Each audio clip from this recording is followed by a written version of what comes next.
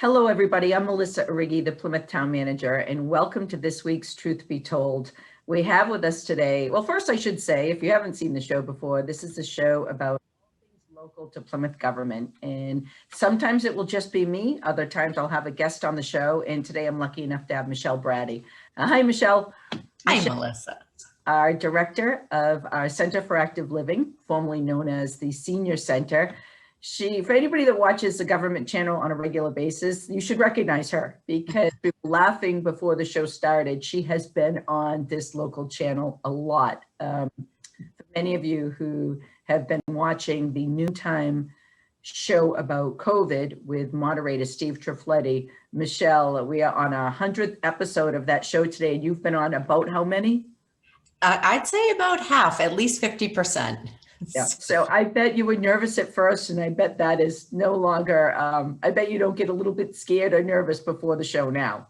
No, it's been quite an education. Yeah, I bet. So one of the things I want to talk about today is how great our senior center is. I try and put a lot of information in my town manager's report, and you've been great about sharing that information, but between accreditation, about a year and a half ago now, and then just in my town manager's report this week, I'm talking about a grant that you just received, another grant? Yes. Received. So who is doing all this outreach and work? Is this you or is your staff helping or how are you all of a sudden getting all these accolades? Well, thank you. And first and foremost, thank you so much for having me. Honestly, I'm really excited to be here and chat with you. So it's a complete team approach. I say it, I scream it from the rooftop, really. Like there is no one person here that could get done what we get done. I'm no good without this team and I hope vice versa, but it is a team approach. I think interestingly, the thing that we just got awarded the national award and that came out of COVID. And I think that some of the great things that happened is communities started coming together. So municipal departments in my world started connecting in ways that they hadn't, and communities started connecting. So we're sitting here and we kind of put our heads together with Duxbury, PAC TV, Kingston, and Pembroke, and said we had seniors that weren't having access to the internet during COVID. I mean, they just didn't have computers or just didn't have internet access. What were they doing in isolation? So we came up with an idea to put together a senior programming guide, a TV show, if you will, like the good old days. And PAC TV ran with it. And we won first place nationally for coming up with that idea. So all teamwork, always. Yeah. I didn't realize how often you spoke with the Kingston and the Duxbury Center for Active. Do they call theirs Center for Active Living as well? Their Council on Aging. They stay at Council on Aging. Yes. With their directors. So I want to mention that the Duxbury Town Manager and I are fairly good friends. And one of the things that you've arranged for is a cornhole tournament. So tell me what I've got myself into with this. You are such a good sport. Yeah. So the Duxbury director and she is an amazing lady, Joanne. She's mentored me a little bit in this role, and I'm really grateful for that because she's pretty well known for her excellence. But we were awarded a grant. We did co-sponsor a grant, and it was really to help seniors coming out of isolation and ways in which they can connect safely. And we got a set amount of money and we said, what are we going to do? What are we going to do? And I don't know. I just like to do something a little different and a little fun and forward thinking. And cornhole is all the rage right now, right up there with pickleball. And so we came up with an idea for town bragging rights. So let's play each other. Let's have a playoff tournament, real style. So the winner of Plymouth is going to play the winner of Duxbury. And then we thought, let's just take this a little step further, just like the Red Sox and the sports, the mayors have these little bets. We said, let's have the town managers have a little bet, which turned into, let's actually ask the town managers to play against each other for bragging rights. And so good sport, Melissa, you are playing as my teammate against the Duxbury team, town manager and director. Should be fun. I noticed the Duxbury Town Manager said he was going to have a couple people from his office, and I don't know what all the details are yet. So I was saying to my husband, who is really good at it, I was, I'm going to pretend you're a clerk in our office, and you'll be my ringer. I'll bring you in, but you know how quickly I would get bagged on that, because he would know, the Duxbury Town Manager would know right away what I had done. We're gonna have to do some. I was saying to Brian last week, and I'm like, I'm gonna have to do some practicing. So Exactly. but we're gonna nail this. We're going to do this. We have to. Plymouth Pride is alive and well right here. So let's start with some of your regular activities. First of all, if people want to come see the beautiful Center for Active Living, location and hours, and when they can start coming in again. Sure. So we're actually in the midst of working on our quote true reopening plan, given that we hope that we are all in good space of moving forward. We are at 44 Nook Road. We're on the same grounds as the Plymouth North High School. Our hours are 8 a.m. to 4:30 p.m. Monday through Friday. We do have some extended hours on Tuesday. We're toying with what that's going to exactly look like going into the reopening. But we are right now ramping up programming, reintroducing, getting back instructors, getting back volunteers systematically and slowly. But we have some great things planned for this summer. Everything starting in June will be a registration only, so we're not doing drop-ins yet, but we will get there this summer. That is our goal, to be fully open and social by August. Right now, though, we really have some great things. We've started a summer concert series, outdoor summer concert series at Cal, and it kicks off June 29th. And Nice. It's going to be really good. We're going to have music all through the summer. Nothing unites like music. So, And you're not going to ask me to play anything, right? Because there's limits. My musical talent is not there. I can't say for sure. I won't. Yeah. I don't want to lie. Maybe. Yeah, right. So you have, I know that you need more staff, but walk me through who you have, because I was looking at your website earlier and I was starting to tentatively start to look at the budget for next year. And I know how large, I know what the demand is starting to be for more and more senior programs. Tell us who you have on staff and what their role is. Sure. So I'm lucky enough to have, every staff person is amazing. And I'm going to say that. That's not lip service. That's the truth. I have an administrative assistant, Caitlin Correa, who is, we call her the glue. She is the organized one who does everything, truly. I have two social outreach workers, April Thompson and Lindsay Reich. Lindsay's new, she fits right in. She's done a great job. And the social outreach workers have killed it this COVID situation. They're incredible. There isn't one phone call that they haven't answered, one problem they haven't solved. Above and beyond would be an understatement. Beth Hadfield, who is our activities coordinator, which I actually think should, it doesn't even sound like it does her service. Activities sounds like, a little something you come across before you, a little shuffleboard or something like that. She does all our programming. She's amazing. She's switched over from in-person to virtual, just amazing. We have our newest Meals on Wheels coordinator, Mary Beth Ryan, who replaced retiring Terry Greer. And she's phenomenal. She's come right on board. We have Cynthia Snow, who is our voice at the front desk, and our seniors love her. We have Jenny Healy, who's our volunteer coordinator, could talk to anybody about anything. And we have the best staff for sanitation. Paul and Steve are just phenomenal. They have kept this building tip top. You could eat off the floors over here. True statement. So. Oh, don't say that. I'll have to steal them once in a while for the building. Yeah, and Barry de Blasio's here. He's, his office is here, and he's an integral part of our team as far as I'm concerned. He says there is so much that goes on over there because, of course, Barry is a department head. I see him, meet with him weekly, and he always says there's so much happening at the senior center, even when we were theoretically closed down for public walk-in. How do people get involved? I mean, the volunteer coordinator position has always interested me. How, if people wanted to get involved, and how many volunteers do you typically have? Yeah, our backbone are the volunteers. You're right. We are so large. Our staff is small. We could not do what we do without the depth and breadth of volunteers that we have. Pre-COVID, we have a roster of about 350 volunteers. Yeah, and active, at least 150 of those, truly active at any one given time.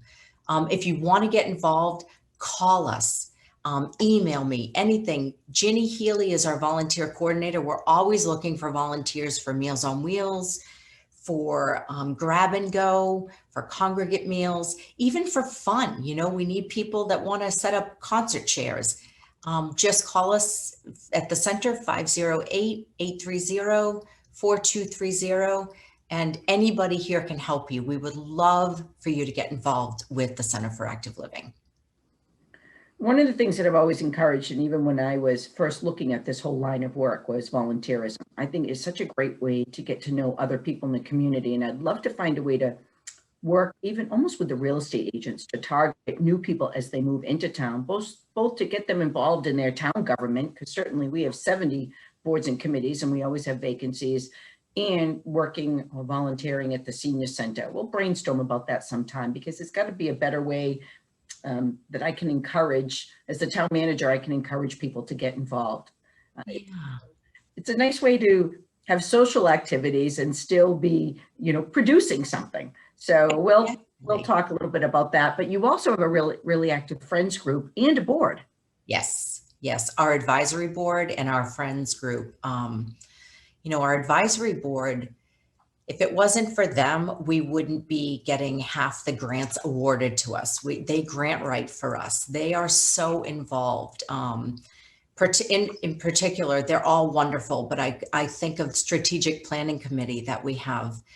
They put together our fiscal year annual report, which as part of the accreditation process, you are required to produce an annual report. And it's pretty impressive, I have to say. It's very impressive.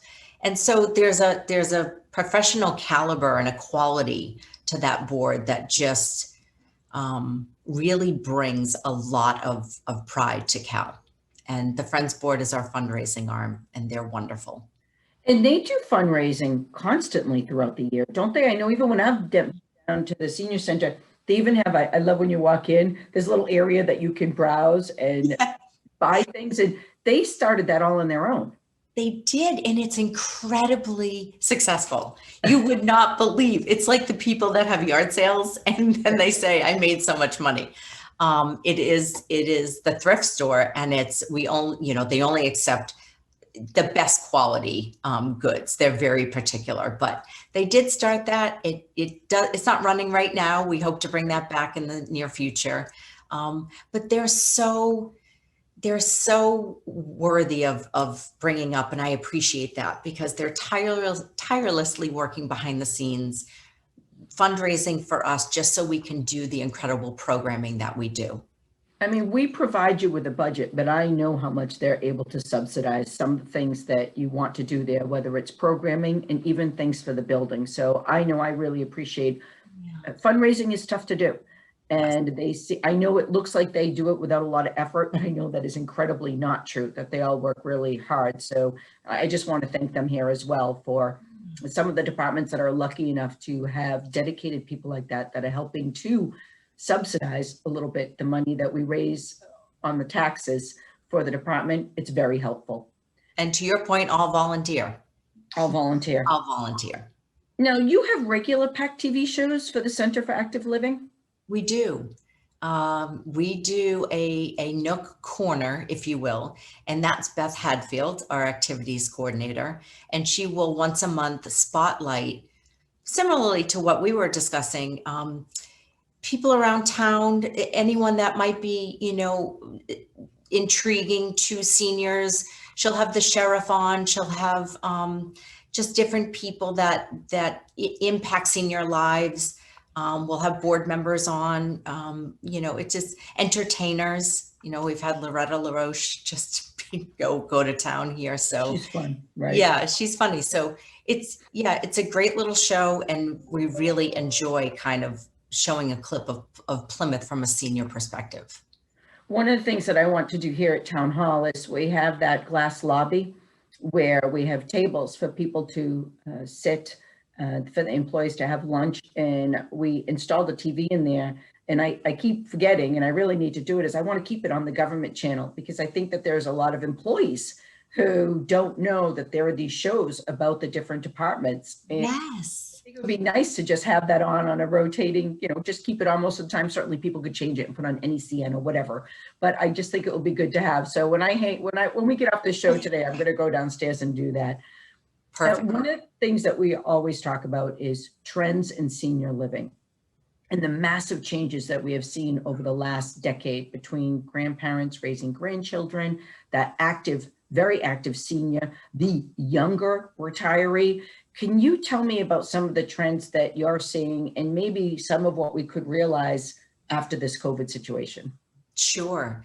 So you're spot on. The trends are pretty, it's very interesting, and they've changed. You know, we in Plymouth have, I believe it's now, we're up to 15 55 plus communities. It's almost unheard of to have that many 55 plus communities.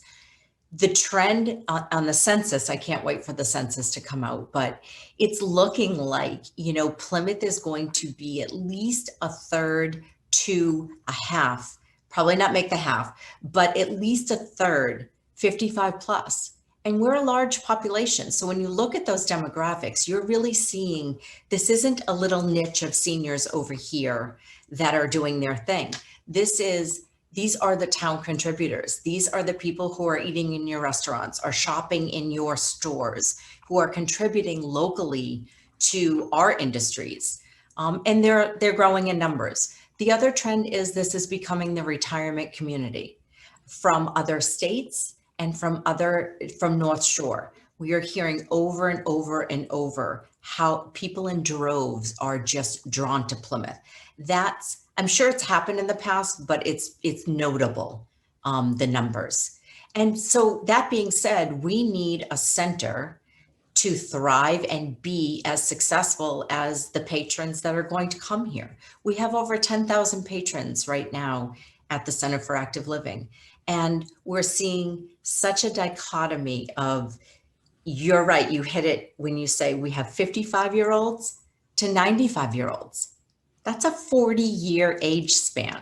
So when you look at programming and you look at what do seniors need, it's not one group.